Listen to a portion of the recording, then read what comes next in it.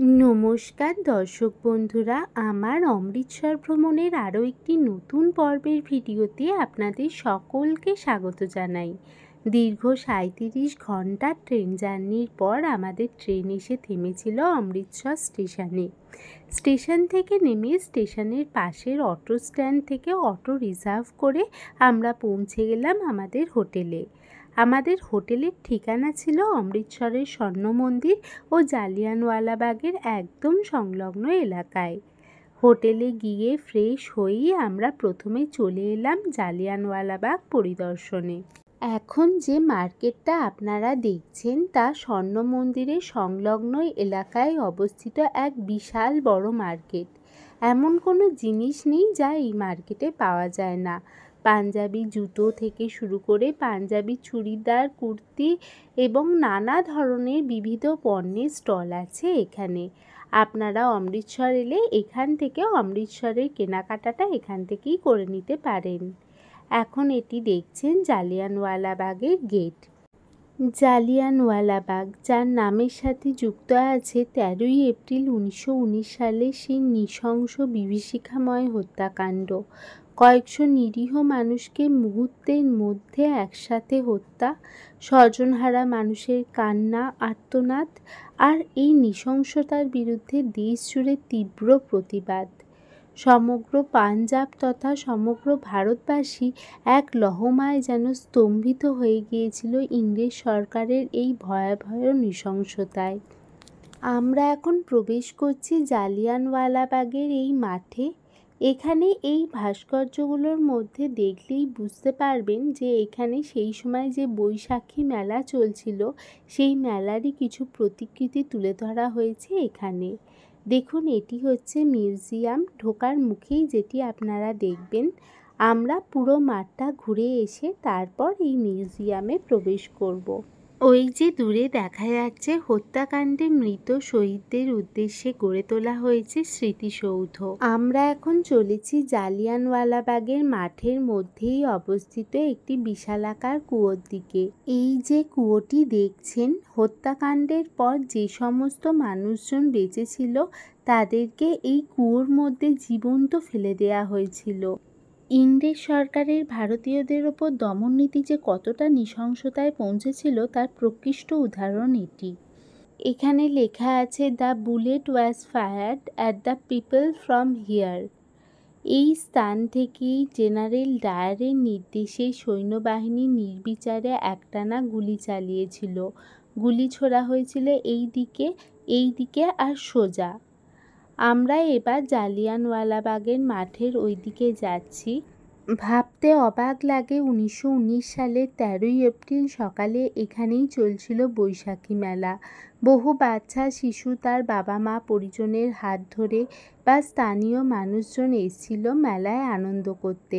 আর সেই মেলায় শান্তিপূর্ণভাবে কিছু নিরস্ত মানুষ রাওলাট আইনের বিরুদ্ধে প্রতিবাদে সরব হয়েছিল। জেনারেল ডায়ারের বিশাল সৈন্যবাহিনী সেই সময় জালিয়ানওয়ালাবাগের এই মাঠে উপস্থিত হন এবং এই মাঠের গেট বন্ধ করে কোনো রকম পূর্ব সতর্কতা জারি না করে প্রায় টানা ১০ মিনিট ধরে গুলি চালাতে থাকে। এই সমগ্র হত্যাকাণ্ডে ইংরেজ সরকারের খরচ হয় প্রায় ১৬৫০ রাউন্ড গুলি। আর জালিয়ানওয়ালাবাগের এই প্রান্তরে শায়িত হয় কয়েকশো নিরীহ অনপরাধী ভারতবাসী। দূর থেকে যে স্মৃতিসৌধটি দেখা যাচ্ছিল তা কাছে আসতে একদম পরিষ্কার হলো। এই স্মৃতিসৌধটি জালিয়ানওয়ালাবাগের শহীদদের উদ্দেশ্যে গড়ে তোলা হয়েছে। এরপর দেখুন, এই দেওয়ালের মধ্যে বুলেটের যে দাগ রয়েছে তা অত্যন্ত স্পষ্টভাবে বোঝা যাচ্ছে। সেই কারণে এই দেয়ালগুলিকে খুব ভালোভাবে সংস্কার করা হয়েছে। হত্যাকাণ্ডের প্রায় ১০৫ বছর পরও জ্বলজ্বল করছে এখানে বুলেটের দাগ। দেখুন, দেওয়ালের এই স্থানে বুলেটগুলো এসে গেঁথে গিয়েছিল একবারে। এইভাবেই মার্ক করে দাগগুলিকে চিহ্নিত করা হয়েছে। বহু বুলেটের গুলি গিয়ে লেগেছিল মানুষের গায়ে, আর কিছু গিয়ে লেগেছিল মাঠের এই দেওয়ালগুলোতে, যা আজও ইতিহাসের সাক্ষ্য হয়ে বেঁচে আছে।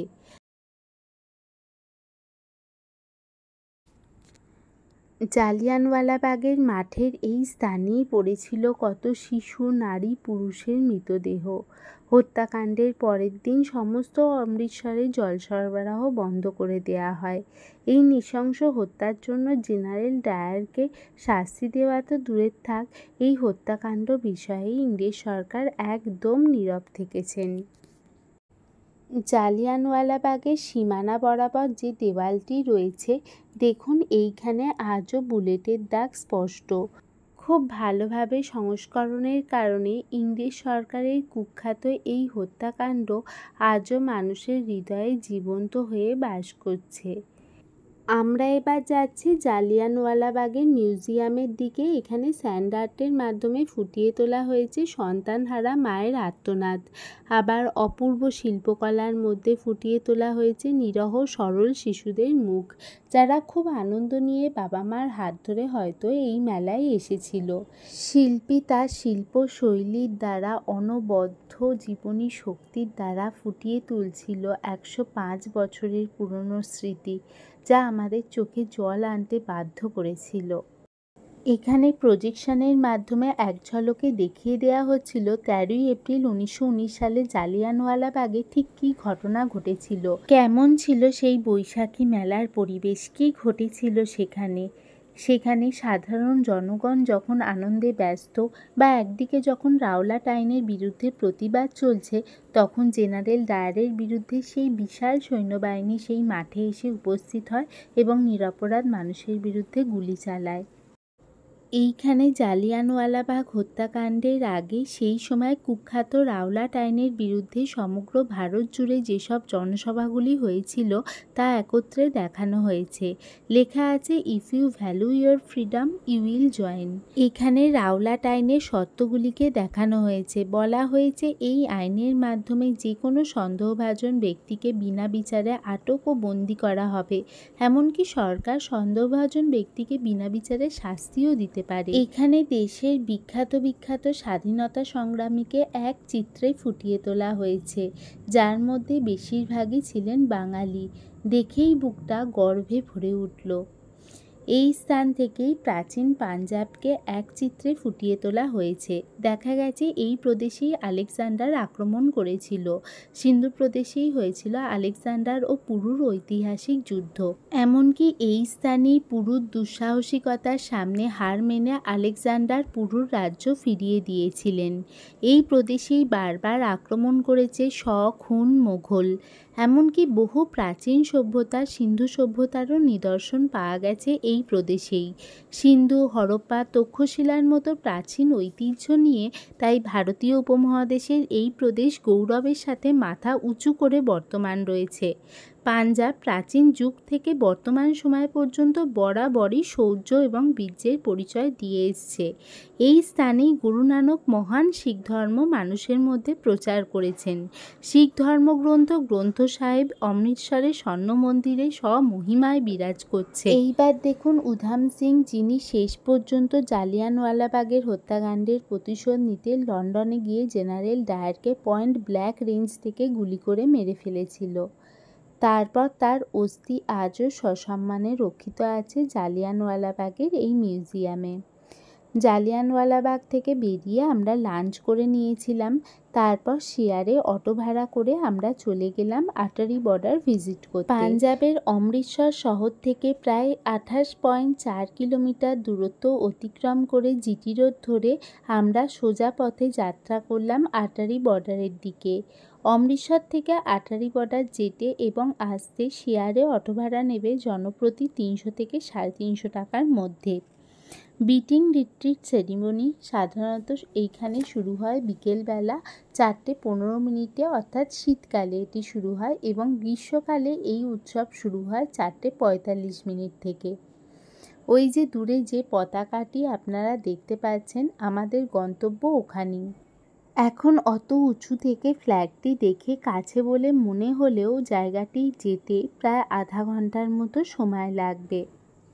আপনারা যখন আটারি বর্ডারে বিটিং রিট্রিট সেরিমনি দেখতে যাবেন তখন হাতে করে অবশ্যই কিছু দরকারি জিনিস নেবেন। হাতে রাখবেন একটি জলের বোতল, ছাতা আর কিছু টাকা। কারণ যে স্টেডিয়ামে বসে আপনারা বিটিং রিট্রিট সেরিমনি দেখবেন সেখানে ভীষণ রোদ থাকে। গরমকালে যদি আপনি অমৃতসর ভিজিট করেন তাহলে আপনাদের খুবই কষ্ট হতে পারে, সেই কারণে ছাতা কিন্তু অবশ্যই রাখবেন। আমরা এবার অটো থেকে নেমে হেঁটে চলেছি আটারি বর্ডারের দিকে।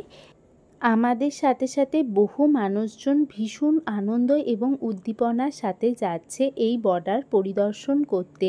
সকলের মুখেই একটাই কথা, বন্দে মাতরম। এখানে লেখা আছে শাহি কুইলা ইন্ডিয়াস ফার্স্ট এবং লাস্ট রেস্টুরেন্ট। এরপর আমরা লাইনে দাঁড়িয়ে পড়লাম। ছেলেদের জন্য একটা লাইন এবং মেয়েদের জন্য একটা লাইন।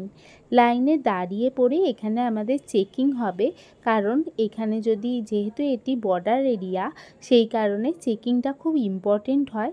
দেখুন এই রাস্তাটা কি সুন্দর।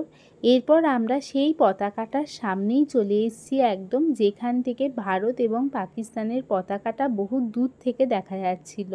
দেখুন অলরেডি দুপুরবেলা নয়, এটি প্রায় বিকেলবেলা, 4:30 বাজে, কিন্তু রোদের ভীষণ তাপ ছিল, কারণ ওখানে সূর্যাস্তও খুব দেরিতে হয়, সেই কারণে সকলে ছাতা মাথা দিয়েই যাচ্ছিল। এই যে শাহি কুইলা রেস্টুরেন্টটা, আর এই পাশে বর্ডার দেওয়া রয়েছে, এটি যদিও ভারতেরই দিকে, আর ওই দিকটি রয়েছে পাকিস্তানের দিকে, এই স্টেডিয়ামের ওপার বরাবর। এরপর আমরা স্টেডিয়ামের দিকে যাব। স্টেডিয়ামে যাওয়ার জন্য 4টের মধ্যে অবশ্যই আপনারা এখানে আটারি বর্ডারে পৌঁছে যাবেন, কারণ স্টেডিয়ামে খুবই ভিড় হয়। 4টের মধ্যে পৌঁছেও খুব ভালোভাবে বসার আসন পাওয়া যায় না। আমরা কিন্তু 4টে নাগাদই পৌঁছে গিয়েছিলাম, কিন্তু আমরা বসার আসন পেয়েছিলাম একদম পিছনের দিকে। দেখুন ভারতের পতাকাটি, নীল আকাশের মধ্যে ভারতের পতাকাটি যেন জ্বলজ্বল করছে। দেখে দূর থেকে আমি দেখতে পাচ্ছিলাম এই পতাকাটি, আর সামনে যেতে মাথা উঁচু করে এক দৃষ্টে তাকিয়েছিলাম পতাকার দিকে। আমাদের মতো বহু পর্যটক এসছেন বিটিং রিট্রিট সেরিমনি দেখতে, এবং তারা সকলেই স্টেডিয়ামের ওপরের দিকে যাচ্ছিল। এরপর ঠিক যথাসময়ে শুরু হলো বিটিং রিট্রিট সেরিমনি, আর স্টেডিয়ামের ওপর থেকে ভারতটাকে দেখতে খানিকটা এরকম লাগছিল। এদিকটা ভারত, আর ওই যে দূরে দেখতে পাচ্ছেন ওটি পাকিস্তান, এবং এখানেই হবে বিটিং রিট্রিট সেরিমনি। এটি ভারতের দিকের বর্ডার এবং ওদিকটা হচ্ছে পাকিস্তানের দিকের বর্ডার। যেহেতু তখন রোজার মাস চলছিল, তাই পাকিস্তানের দিকের বর্ডারে স্টেডিয়ামে সেরকম কোনো লোক আমরা দেখিনি। খুব সামান্য কিছু দর্শনার্থী ছিল যারা এই বিটিং রিট্রিট সেরিমনি ওদের দিক থেকে দেখতে এসেছিল। দেখুন স্টেডিয়ামে এত লোক, পুরো ভরে গেছে স্টেডিয়ামটা, এবং এই অডিটোরিয়ামে প্রায় প্রতিদিন 3000 থেকে 4000 জন লোক বসে একসাথে শো দেখতে পারে। আপনারা অমৃতসরে এলে বিটিং রিট্রিট সেরিমনি অবশ্যই দেখবেন। ওই যে দূরে দেখা যাচ্ছে পাকিস্তানের সিংহদ্বার, ওটি দিয়েই পাকিস্তানে প্রবেশ করা যায়। কিন্তু একটি পাখি, সে কিন্তু দেশের বেড়াজাল মানে না, সে খুব সহজেই পৌঁছে যায় এক দেশ থেকে অন্য দেশে। আটারি বর্ডার দেখে আমরা পৌঁছে গেলাম অমৃতসরে, আর অমৃতসরের রাতের আলোয় আমরা দর্শন করলাম স্বর্ণ মন্দির। রাতের মোহময়ী আলোয় অমৃতসরের স্বর্ণ মন্দিরের সৌন্দর্য দেখে আমাদের চোখ মুগ্ধতায় ভরে গেল। আমরা এবার প্রবেশ করব স্বর্ণ মন্দিরে। স্বর্ণ মন্দিরের ভিতরে প্রবেশ করার জন্য মাথায় কাপড় চাপা দিয়ে জুতো রাখার নির্দিষ্ট কাউন্টারে জমা দিয়ে হাত পা ভালোভাবে ধুয়ে তারপর মন্দিরে প্রবেশ করতে হয়। যখন প্রবেশ করছি তখন চারিদিকে সরোবরের ওপর বিরাজমান স্বর্ণ মন্দির দেখে কী যে অনুভূতি হচ্ছিল তা ভাষায় প্রকাশ করা প্রায় অসম্ভব।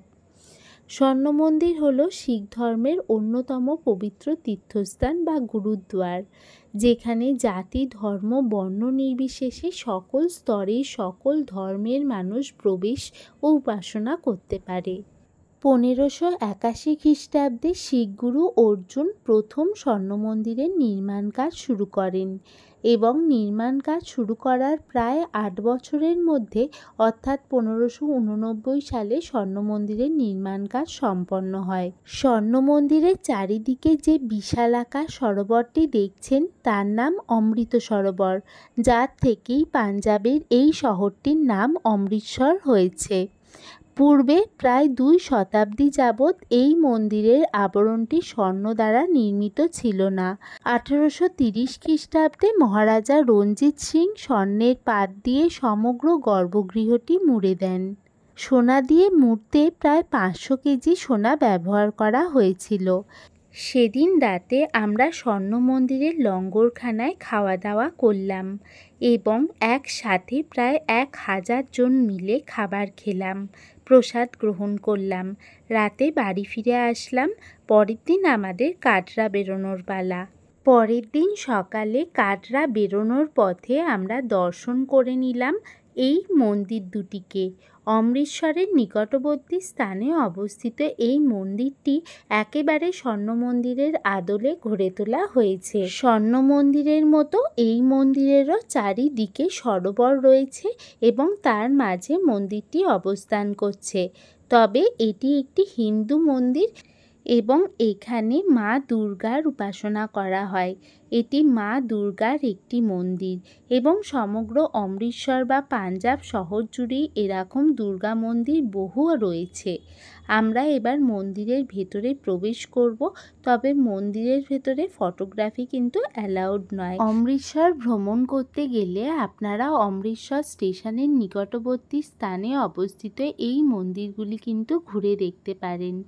এখন যে পরবর্তীতে যে মন্দিরটিতে গেলাম সেই মন্দিরটি কিন্তু বিশালাকার একটি মন্দির, যা আমরা বাইরে থেকে বুঝতে পারিনি এবং হিন্দু ধর্মের বহু দেবদেবী কিন্তু এখানে পূজিত হয়। আসুন এই মন্দিরের ইতিহাস उनका स्वरूप है माँ लाल देवी। माँ उनका शरीर का आंशिक रूप है। आंशिक रूप है। और हिमाचल प्रदेश का देवी, हिमाचल प्रदेश का देवी है चिंतपूर्णी देवी। चंद्रपूर्णी चिंतपूर्णी वो उन्हीं का ही आंशिक रूप है माता लाल देवी। अच्छा अच्छा जी। तो इनका जो बर्थ प्लेस है वो पाकिस्तान है। ओ जो हमारी माँ लाल देवी का जो बर्थ प्लेस है वो पाकिस्तान है।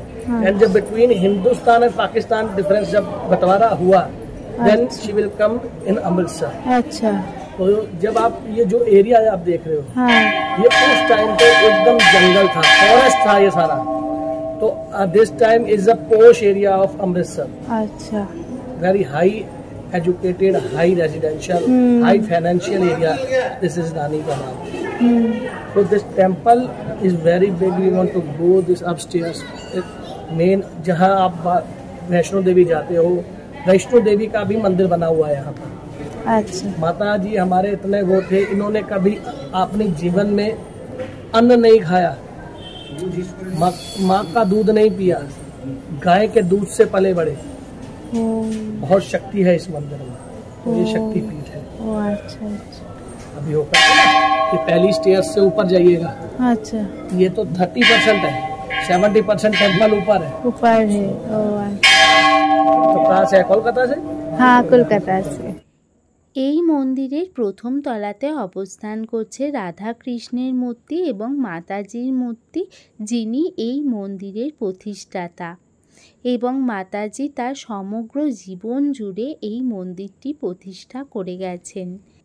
এবং দেখুন, হিন্দু দেবদেবী ছাড়াও এই মন্দিরে বিরাজ করছে গৌতম বুদ্ধ। গৌতম বুদ্ধের স্বরূপও এই মন্দিরে রয়েছে। আমি সমগ্র মন্দিরটি ঘুরে দেখতে প্রায় 8 ঘন্টা 45 মিনিটের ওপর সময় লেগেছে আমার। রয়েছে শ্রীকৃষ্ণ, রামায়ণ, মহাভারতের বিভিন্ন দৃশ্যকে ফুটিয়ে তোলা হয়েছে।